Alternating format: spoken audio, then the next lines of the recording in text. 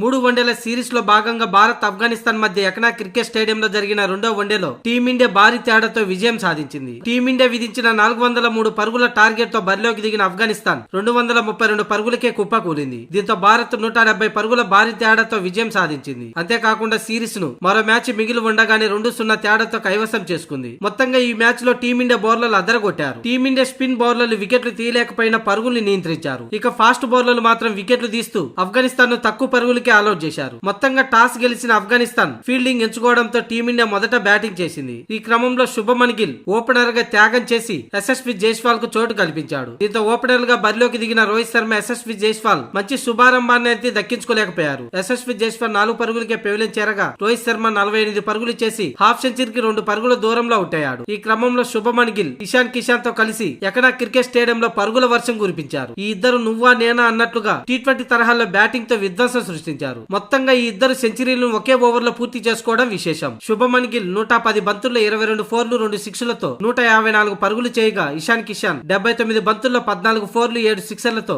125 పరుగులతో విధ్వంసం సృష్టించారు. ఏకంగా మూడో వికెట్ కు 224 పరుగులు జోడించారు. ఈ ఇద్దరు క్రీజులో ఉన్నంత సేపు 500 స్కోర్ కు దగ్గరగా వెళ్తుందని అనుకున్నారు. కానీ ఆ తర్వాత ఆఫ్ఘనిస్తాన్ స్పిన్నర్లు ఒక్కసారిగా పుంజుకోవడంతో టీమిండియా వరుసగా వికెట్లను కోల్పోయింది. టోటల్ గా 49.5 ఓవర్లలో టీమిండియా 402 పరుగులు చేసింది. టీమిండియా 400కు పైగా పరుగులు చేయటం ఇది 8వసారి. ఇక 403 పరుగుల లక్ష్యంతో బరిలోకి దిగిన ఆఫ్ఘనిస్తాన్ టాప్ ఆర్డర్ కాస్త కూస్తూ రాణించిన మిడిల్ ఆర్డర్, లోయర్ ఆర్డర్ పూర్తిగా విఫలమైంది. గత match century hero Rahmatullah Gurbaz 33 బంతుల్లో 41 పరుగులు చేసి అవుట్ అయ్యాడు. అలాగే అట్టన్ 42 పరుగులు, రహ్మద్ షా 79 పరుగులతో ఈ ముగ్గురే పర్వాలేదనిపించారు. మిగతా వారు వచ్చిన వారే వచ్చినట్టు పెవిలియన్ కి క్యూ కట్టారు. మరోవైపు ఆఫ్ఘనిస్తాన్ బ్యాటర్ డార్విస్ రసూల్ తొడకండరాలు పట్టేయడంతో మధ్యలోనే రిటైర్డ్ అవుట్ అయ్యాడు. టీమిండియా స్పిన్నర్లు వికెట్లు తీయనప్పటికీ తక్కువ ఎకానమీతో బౌలింగ్ చేశారు. ఇక ఫాస్ట్ బౌలర్లు ఆరంభంలో పరుగులు ఇచ్చినప్పటికీ వరుసబెట్టి వికెట్లు తీశారు. హర్షదీప్ సింగ్ 9 ఓవర్లలో 45 పరుగులు ఇచ్చి 3 వికెట్లు తీయగా ప్రిన్స్ యాదవ్ 7.3 ఓవర్లలో